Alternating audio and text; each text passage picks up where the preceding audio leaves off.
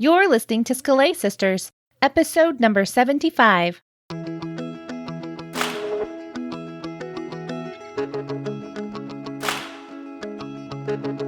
Welcome to Scalay Sisters, the podcast for the classical homeschooling mama who seeks to learn and grow while she's helping her children learn and grow. Scalay Sisters is a casual conversation about topics that matter to those of us in the trenches of classical homeschooling who yearn for something more than just checking boxes and getting it all done. I'm your host, Brandy Venzel. You can find me over at afterthoughtsblog.net, blogging my thoughts on Charlotte Mason and homeschooling and hawking a bunch of good things in the shop. My co-hosts today are Pam Barnhill, Misty Winkler, and Abby Wall. Pam is a speaker, podcaster, blogger at pambarnhill.com, and author of 2 fabulous books, Better Together and Plan Your Year. Misty is a second-generation homeschooler with 5 kids and too many projects. With her blog, podcast, and membership, she helps you organize your attitude so you can organize your life. Find her over at simplyconvivial.com. Abby is basically the queen of the Scalay Sisters sistership. Abby is a country-living farmer, rancher, a loving wife, and mom of 5 who homeschools and reads whenever she can. Our special guest today is one of our favorite people, Karen Glass. Karen has been homeschooling her children for 25 years, and she's not quite finished yet. She is one of the founders of the AmblesideOnline curriculum project and has delved deeply into Charlotte Mason's philosophy of education. She has lived in Poland, where her husband ministers, for over 20 years. In the last few years, she has begun writing books to share some of the things she has learned along the way. Speaking of Karen Glass, did you know she is the guest speaker for this year's annual fall retreat? That's right. This year's online local retreat is called Loving Well, and it'll take place live on October 10th. Early bird registration for the fall retreat is now open. Just go to scalaysisters.com/love to sign up. Today's episode is all about the fall retreat. In the first part, we formulate our response to the extrovert revolt that took place after episode 74. Not kidding, you'll hear all about it. After that, we discuss the Loving Well theme and how each of us plan to approach it in our talks. This was a super fun episode to record, and I think you'll love it. And so, without further ado, let's get to it.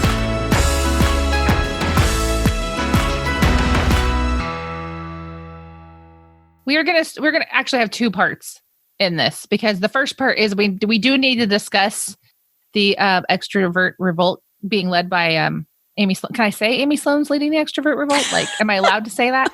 As long as it doesn't cause any drama. We don't believe in drama here. But the extroverts have launched a revolt in regard to the fall retreat, and we affirming the existence of extroverts. And actually, Abby and I are almost extroverts, yes. But then we get too tired to, complete the transition. So I have too many kids. So does somebody want to explain the objection? Well, we spent our first summer episode explaining what a contemplation session is. And it turns out that not only does contemplation sound maybe a little bit too esoteric or fancy. Fancy. We like fancy. Which that was the whole reason we said. That was the whole reason why we picked contemplation session. It's fancy. But also, it turns out that there are extroverts in our audience for whom sitting and having just thoughts in your head without doing anything with them. No, without verbalizing them. Without verbalizing them. Yeah. Because I think it's not, because you could sit and write, but that's doing something with them. But I think, the idea is that they need to speak them out loud. Yes. So just sitting and keeping the thoughts in is not how extroverts process. Extroverts have to express themselves to kind of even figure out what they are thinking. And so a contemplation session does not serve the extrovert community as well as it serves the introvert community. So we recognize this and think that is a great point. And so what we would recommend if you are doing an in-person retreat is that during that contemplation session time, you separate the introverts and extroverts and let the introverts think and sit and not talk and just write and like just have space, and let the extroverts talk it through and bounce things back and forth and process together. Because probably, especially with, this year and the way things have gone, they need that even more than ever. And you don't need to do a personality test for each and every person before they get there. People can self-select. You could say, we're going to do this or this, and let people choose. They will know which side they would rather be on. Yeah, I was thinking you don't even have to say introvert, extrovert. You could just say this one, we'll do it out loud, and this one, we'll do it with a notebook. Right. And, even this year, because this year is weird and everyone, strange times and all that, even those introverts who are close to the extrovert line might choose the talking side of things because we've had so little of that lately. Yeah, I was thinking I probably would if I... Well, you can also, as an introvert, not to do away with the contemplation session, but I would take part and I would just probably listen way more than I would talk, Oh, yeah. I think the point of the contemplation session is to have a time where you are thinking through the ideas and applying them rather than taking in more information. Like a Q&A session is more information. And so we want to have a space in our retreat where we are processing and applying what's been discussed instead of just adding more. I feel like it's the antidote to the modern approach to knowledge being more of a consumerist thing. Like I'm consuming this and this next thing, and we're always on to the next thing. Mm-hmm. Yeah. Really, that's the purpose, which means any person can do it because it's just shifting our mindset to more assimilation and application rather than... Right. See, I had 2 A's there, Misty. You need a third. You just need one more. That's all I got. I'm a little rusty. And also, we are encouraging people to have a discussion time after the contemplation session, when you get all together again and kind of finish out your thoughts. But the idea was that you first think about your own situation and your own, how you want to apply it to your family. And then as you are wrapping up the day, you come back together with the extroverts, with the introverts, and you talk about the things that you've processed through and the ideas you really want to take home. And we're going to facilitate that for those who are doing it themselves at home online through Zoom breakout rooms. Or if you have friends or you're inviting friends to do it with you, even virtually, using an app like Voxer or Marco Polo or whatever people use these days, you can do that during the contemplation session with your friends. So we are going to facilitate that. If you need a group or if you need the tech help, then we will be doing our best to bring people together to have those kind of conversations that help us think and apply. All right. Anything else about that before we move on to our, I was going to say topical discussion. It's not really. Is that it? That's it. Okay. So today then we're basically going to announce talk titles and discuss a little bit about I don't know. Misty, you want to introduce the overall theme? Well, the overall theme, the first requirement was that it starts with L and be a verb.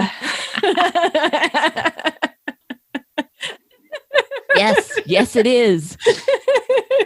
Because we have to complete the series. We started with lead and leading well. And then we did learning well. And last year we did laughing well. So this year is loving well. And we have a set of 5 L verbs. So I don't remember we what still the have next one is. Oh, live. Okay. Live. Well, just so you know, 3 is the most perfect number. So next time we get trapped into one of these things, we should go for 3. I really think next year's shirt should have a llama on it, and it should be LLIV. Oh, I like it. Well, No. Come on. Llamas. I would vote for llamas. I like llamas. I mean, they're kind of mean. 7 is also perfect. I mean, I could find 7 L verbs. Okay, never mind. I'll let it go if you'll let it 3 go. is way more perfect. I'm just saying. But if we did 3, then we would not be doing loving well. So that's a good point. See, that's why we did laugh the last year, actually, is I knew that we probably wouldn't get to it if we did love the year before. So anyway, there was strategy involved. 5 L verbs. So everybody has a talk planned in great detail. That has something to do with the idea of love. Well, and it was so cool during spring training. Stephen Rummelsberg, who did our spring training, had this statement, and he did not know what our retreat theme was, but he said, "Love is the matrix of all learning." Education and love do go together. This is what the classical authors and Augustine, we're going to have all, Ordo Amoris, this is all a part of education. So there are so many different angles that you can take on love and learning. And so we each are taking a little bit of a different angle on it, but it centers around love. Yeah. So I noticed I'm first on this list. Am I supposed to go first? Mm-hmm. Okay. Well, I named my talk 5 minutes before we started recording. Good job. And you didn't take Have to any of the procrastinate. suggestions I gave you yesterday. Well, they weren't good. Hey. They all, she got confused and thought that the topic was procrastination and was doing different versions of that in the title. So mine's going to be called Love Conquers All, Doing the Hard Work of Educating and Mothering. And what's funny about this is that I have been saying for almost a year what I was going to talk about, and this isn't it. I was just going to say, wait a second. No, but I could not make it come together. I've been working on that. I really have been working on this. But one of the reasons why I didn't have a title is because I've just had one of those times where I'm like, I know where I want to go. I felt, what is that? Like in Acts where, they're like, we wanted to go, but God closed the door. That's what I felt like. Like I was just having a door slammed in my face in my mind. Like I couldn't tie everything together. And I've been reading, so Joseph Pieper wrote he wrote 7 books because he wrote books on the 3 theological virtues and he wrote books on the 4 cardinal virtues. But anyway, so I have the volume that puts the 3 theological virtues in one single book. So it's on faith, on hope, and on love all together. So I read faith just for fun earlier this summer, and I've been reading love. And as I've been reading it, I just started thinking about how I really think it would be helpful to go through love in depth and just what it even means and how it works out. Because I do think that culturally we tend to think love is a feeling. Mm-hmm. And I'm not saying it's not a feeling, but I'm saying as I'm reading through his work and he's talking about all these different things, I'm realizing how many things I don't even mentally put in the category of love that he's talking about.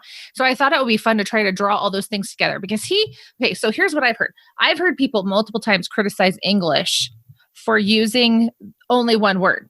We only use love. And, look at how dumb English is that we don't have individual words the way the Latins and the Greeks did. And even other cultures today have different words. He goes through like some specific things in Russian and that kind of thing. But then he has this interesting place where he was saying, hold on, I wrote down the quote. He actually reverses it and says all those things are helpful, but even other language also have a single fundamental word that apparently underlies all the variety and vocabulary and binds together all the special meanings. So he calls that like love is like the one word that includes all the dimensions. And I was thinking, I think my problem, if I could say that my one mental problem, intellectual problem, I should say, what is that I actually probably don't include all the dimensions in my definition of love. And so there are like categories of things that I don't think of in terms of love. So when we talk about, matrix, the love being a matrix, I was thinking understanding love in more depth will help us do the hard work, because it will help us to put things that maybe we don't see as types of love into that category. So really what I want to do is take our word love and like flesh it out, not to get rid of it, but to give it more fullness, I guess. But I want to focus on love in action. So that's where the subtitle comes in, with the doing the hard work of educating. So anyway, that's kind of where I'm going at this point. I have so many pages of notes that I think it's going to be hard to make choices in the end, but because I'm not even halfway through the book and I have so many pages of notes, which means it's a really good book. Y'all should read it. Well, it's Pieper, so. Yeah. And it's real. It all depends on the translator, that means. Well, and I will say, when I read On Faith, I was like, meh, it wasn't as good as I thought it would be. So then I was a little bit trepidatious, but it was really good. But as I'm looking at this, I did not realize, even though this is one volume, because these were originally 3 separate books, it's different translators. Oh. So they're not, all 3 of them are not the same translator. So interesting. I'll be curious to read. I think there's 2 are translated by a team. One's translated by an individual. So I'm thinking I don't know. I'll be curious to see what I think after I've read all 3 of them. But anyway, so that's me. That's the angle I'm taking here. And who do we want? Oh, we want Karen to go next. Mm-hmm. Karen's our guest speaker this year. Very excited. Yes. And she picked love. She picked love over living. This is true. I'm the guest speaker. Like, I will be a virtual guest along with all your virtual attendees. Yes. Sadly, that was the nature of the year and the time. But when I first heard the different topics, I associate loving well with Charlotte Mason's principle that education is the science of relations. It's just very closely connected for me. And I consider the education is the science of relations to be kind of her spin on Augustine's Ordo Mortis, anyway, that is ordering loves. And as I've studied Charlotte Mason over the years, I've bumped into Augustine a few different times. She actually mentions him explicitly, but sometimes I think she's sort of channeling Augustine without mentioning his name. As I read more Augustine, I began to see that. And one of the things that sort of underscores the whole thing for me is that Charlotte Mason says that everybody is born with, I can't remember the exact word she uses for these 2 things, but like in your heart, there are 2 things that everybody has. It's just an innate part of being human, part of being created in God's image, I suppose. And the 2 things that we have are love and justice. That's a very, very Augustinian. The whole love and justice thing is like, those are his 2 big themes. And he does break them down. He talks about love, different kinds of love. And that's part of what is sometimes referred to as Augustine's ladder of loves. So the title of my talk is going to be, actually I haven't decided, Ladders of Love or The Ladder of Love, with a subtitle, Education is the Science of Relations. And I am really talking about education as the science of relations. But of course, it's really about how we learn to love things. And the reason why it matters that we love things, like it's not just enough to meet something and commit it to memory or recognize it again the next time you see it. Like, why it makes a difference in education that you actually engage beyond just head knowledge, and that it hits your heart, and that you experience at least some aspect of, one of the rungs of the ladder of love.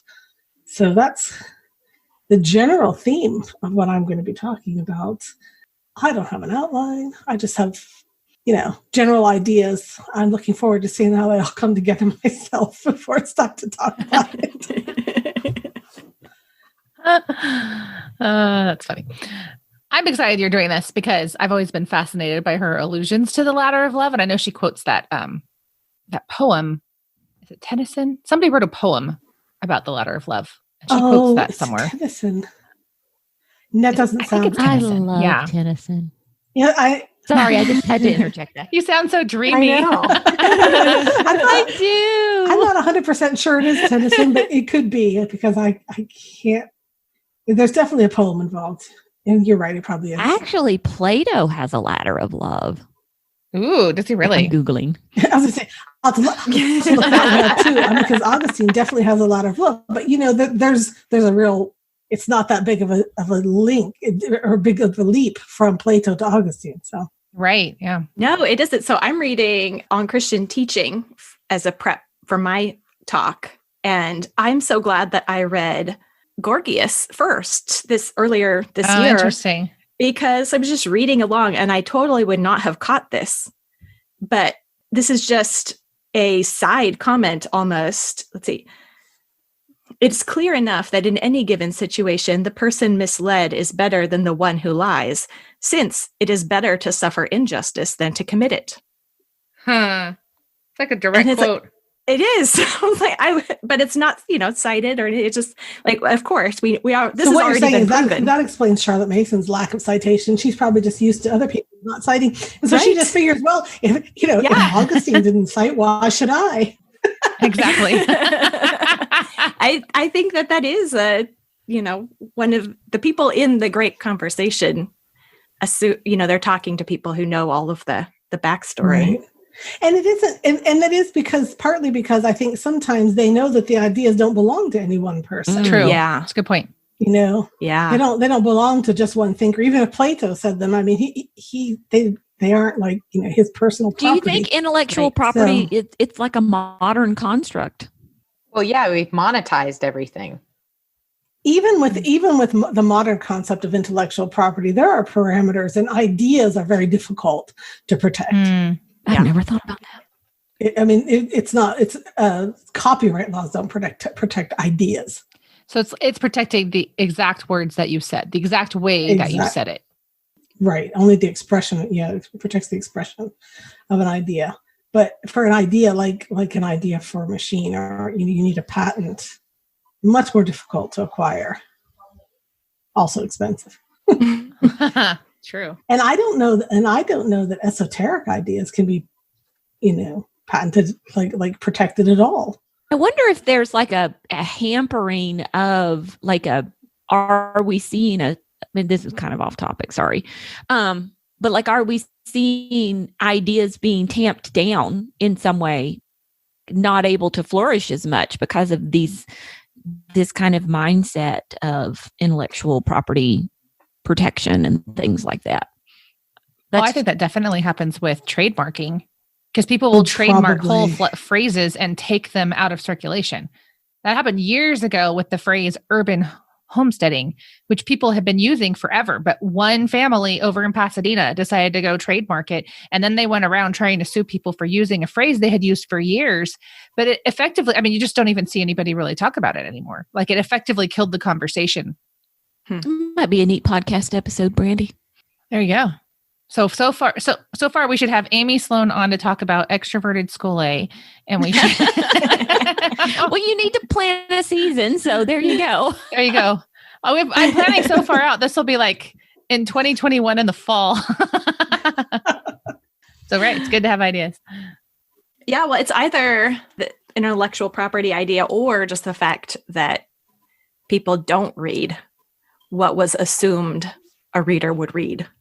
And so that you would, catch references and know that, this is a part of the conversation that has been happening for a long time. And they're just still discussing it and adding to it, not staking a claim, but taking part in this ongoing conversation. That's a way less whiny topic. So I prefer it. And that relates to what my talk is going to be about.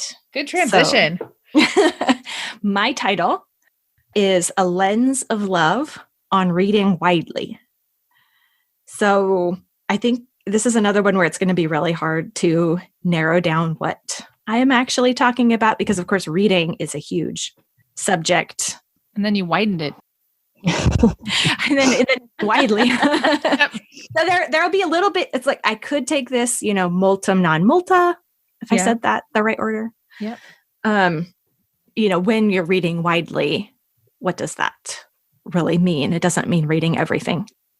But looking at it with the filter of love, we're going to talk more about being a reader and what that means and how to read with the lens of love or through the lens of love and being a charitable reader.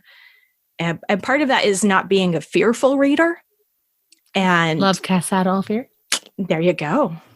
There was a phrase I found when I was just beginning the research, a book called The Hermeneutic of Love. So I decided I resolved to not use the word hermeneutic in my title. Thank you. Good call. But that basically means, in interpretation, how you go about reading, what filters your interpretations as you read, and using love as that filter. And so I Googled this term, and Alan Jacobs has a book by that title. And so a lot of what I Googled was about the book, which I did buy. And I'm about a third of the way through or so. And I really loved the introduction. And now it's a slog. It's an early work and it's very academic. It's 2 academic peers. And he just throws out names that, in his intellectual circles. Read widely. So I guess we're crossing Alan Jacobs off the list as a future podcast guest here, huh? Well, on this topic, it was an early work. I feel like it was academic papers that he bundled together into a book. And I wonder if it was his dissertation or something. It could have been. The authors that he's citing are more like the people that would be read now in English departments, not Augustine and Plato. But this idea of a hermeneutic of love comes from Augustine. And so I saw it cited several times in his book On Christian Teaching, which is very short. So I ditched the Alan Jacobs book in favor of Augustine. The whole first book, which is really more like a chapter in this small book, is about love, centering on what you enjoy and why. So it very much feels like a continuation of Plato and Aristotle. The things which are to be enjoyed make us happy. And, what are good in themselves. And he goes into ordo amoris. The term is not used, it's translated, but the person who lives a just and holy life is one who is a sound judge of these things. He's also a person who has ordered his love so that he does not love what is wrong to love, or fail to love what should be loved, or love too much what should be loved less, or too little what should be loved more. No sinner qua sinner should be loved. Every human being qua human being should be loved on God's account. So he goes very much into love. And then this whole book is how to read scripture. It was interesting as I searched for this term, hermeneutic of love, because it seemed to primarily be used by liberal theologians. Because one statement that Augustine makes in here is that if you misinterpret a text, but you do it from a love of the text, a love of God, and a love for your neighbor, it's not as bad as lying, which it's like they break off the sentence and leave off it's not as bad as lying, and just have, it's okay. If it's out of love and for love, then it's not so bad. In context, that's not actually what he means, because he goes on to say that if you are reading with a love for God, you will keep reading and you will be continually taught and, basically be sanctified in your understanding. And it's not good to be misled, but it's not as bad as, false teaching that's going out there to deceive and profit and, that sort of thing. So it just reminded me of how our understanding of love is so important. So I'm glad, actually, Brandy, that you're going to be discussing that first, because it seemed to me then in people discussing this hermeneutic of love is that they felt like if they had feelings of love for people and for God, then whatever they did was blessed. And that's not at all the kind of love that Augustine is talking about. So they thought love conquers all was love affirms all. Yeah, which we see a lot. Loving means letting people do whatever they want, which is not actually true. That's not very loving. Right. But I think the main point that I want to make on reading widely through a lens of love is how to go about reading texts that are old and texts that are hard and even texts that are wrong. And kind of that will go into a little bit of touch on the issue of, reading the pagans. Should we read books that we disagree with? And how should we go about reading people that we disagree with? Even if we disagree with them, it still should be through this lens of love and what that really means and how that's really possible. What about people that use really big words like Jamie Smith or something? Another person. You still have to be a charitable reader, turns out. Another person who will never be a podcast guest now. we're just throwing insulting people left and right today. You better cut that out because we did put him on the list. Wait, who did? We did. Wait, who on the list? Jamie Smith? Jamie Smith. Oh, see, I thought I struck him off the list because I heard an interview in which he actually talks that way in real life. And I was like, well. Oh, well. I'm not sure we could speak together. I don't use big enough words. No, I'm actually reading his book right now, On the Road with Augustine. Oh, I've heard good things about that. Yeah. So I only just barely started, but I heard him speaking about that book in particular. And it was kind of along this line of why reading old, hard books, but in particular, how Augustine is who we need to be reading right now in this moment in history. I can see that. So, which is why Karen's talk will be so good. See, it's all coming together. Yeah, it is. There you I find it fascinating, Missy, that you've kind of, hooked onto Augustine too for this talk.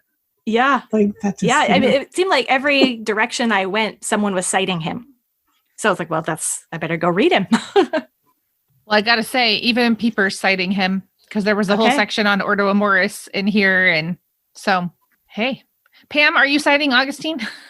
He came up in my research, really? actually. So I'm not going to promise that I will, but I'm not going to tell you that St. Augustine will not be in my talk. This should be like Trader Joe's where people have to try to find the Augustine quotes.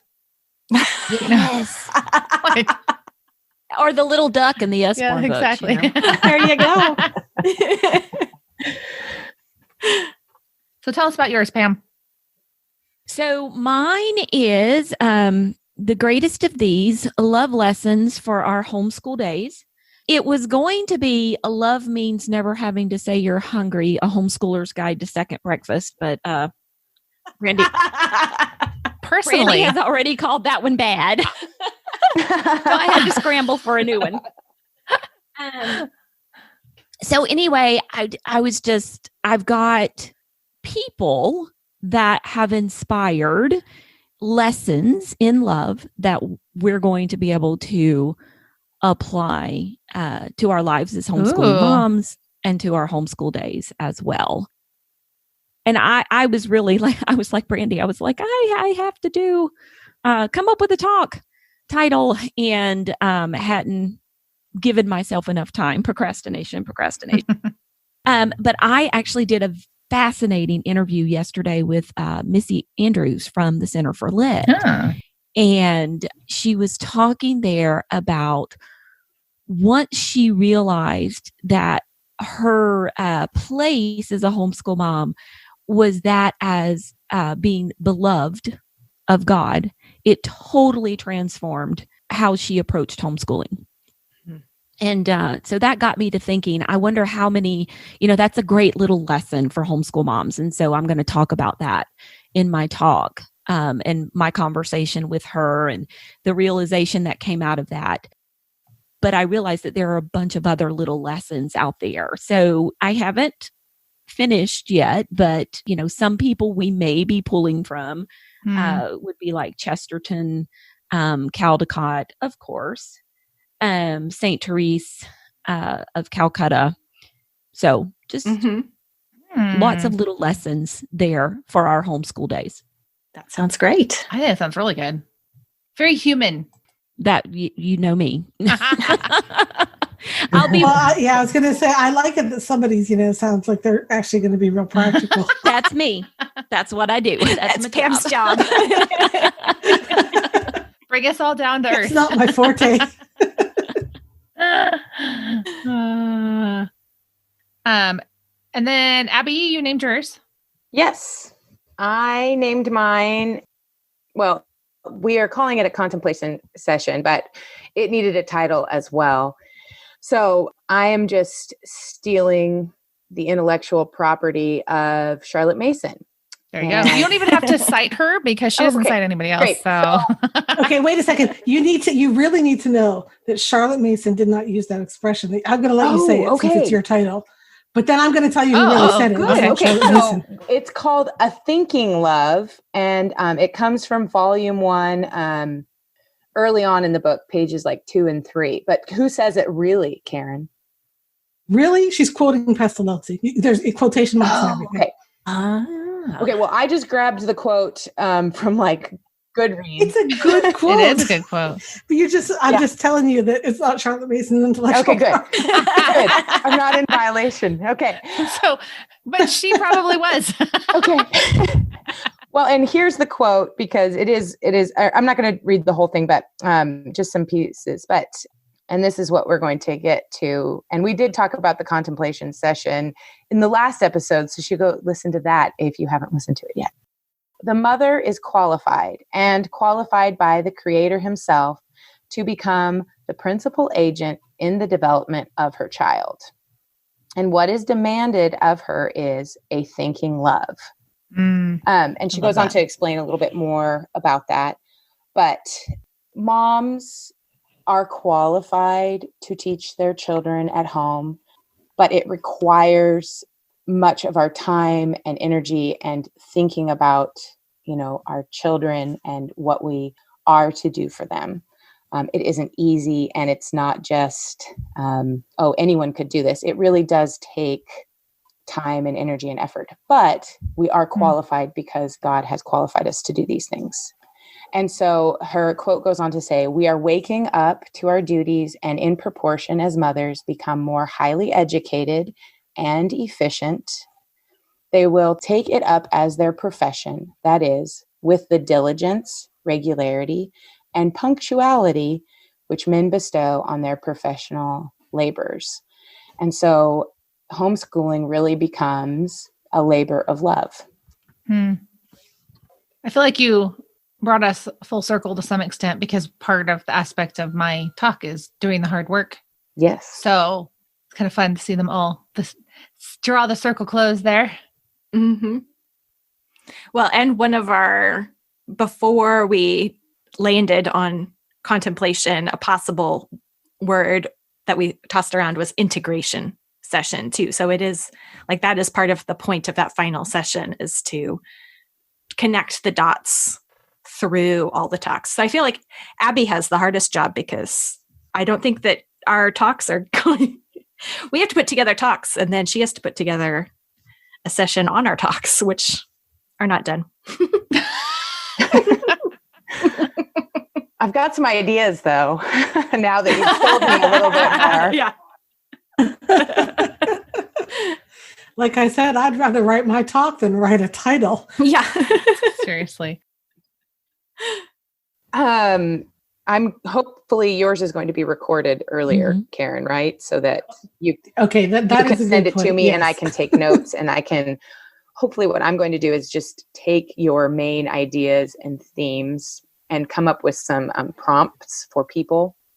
I mean, I'm hoping not to, we don't want to spoon feed people, but we do want to remind them of the main themes and ideas, the captain ideas, right? And have people apply those to their own lives. Does that make sense? Misty, how long are these supposed to be? I always forget. 45 minutes to an hour. You realize if you say I can be an hour, I'll probably be an hour. I need to double check. I haven't made the schedule either. Like, what did we do? You know what? It was 45 minutes. Last time. Yep. Okay. Yep. That's the what I schedule thought. is for Because 45 I was, minutes. yeah. Because for GHC, I always speak an hour. And so I was like, not 45 minutes. It was hard because I was used to going long. Yeah, you can say long, 15 minutes. Yeah. Well, There you it's go. not your fault. You know, my biggest disappointment about this whole thing, Karen, is that you're not going to be with us in person. I'm just so bummed. I mean, just because for us, Well, part of I'm the really sad about experience it is too. actually the evenings and going out to dinner and just all the time. You know, last year Cindy came. And so all the time we got to spend with her, actually talking with her, not about her talk. I know. I really am so sorry about, and so sad about that too. But I mean, like, it just added to the list of the other, 100,000 things. that I have been know. canceled Yeah, I this know. year. Yep. It is just so sad. So I really do hope that we Yeah. can. I was supposed to go to Ambleside in April. I didn't get to do that's that either. right. Yeah. This has been, it's actually funny to me how many people I know were like, wow, this is going to be a really busy year and I'm going to be, globe-trotting around and like people that don't usually do that. And that didn't happen for any of them. It's just kind of, what's that verse? Like many are the plans in a man's heart. But the Lord directs his Yeah. steps or whatever. Oh, did you say destroys them?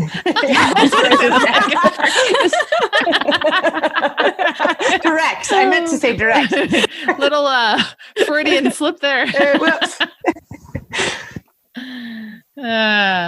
Well, I think that's what's happened to 2020. The Lord has decided otherwise. Has thwarted all the steps. Yep, all of them.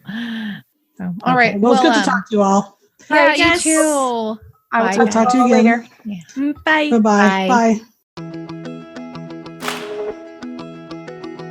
That's it for today. And that's not just it for today. That's it for our mini summer season. Thank you so much for listening and being a part of the sisterhood of the podcast. Make sure you're subscribed so you don't miss the first episode of our upcoming fall season. Our annual fall online local retreats are something we look forward to every year, and this year is no exception. As I mentioned earlier, early bird registration is now open over at scolasisters.com/love. Now, if you want to host a local retreat event, we are still doing that. Just fill out the form at scolasisters.com/local and we'll help you pull it off. Until then, we want to remind you once again that homeschooling is a marathon you needn't run alone, so open up your eyes and look around you. Find your sisters.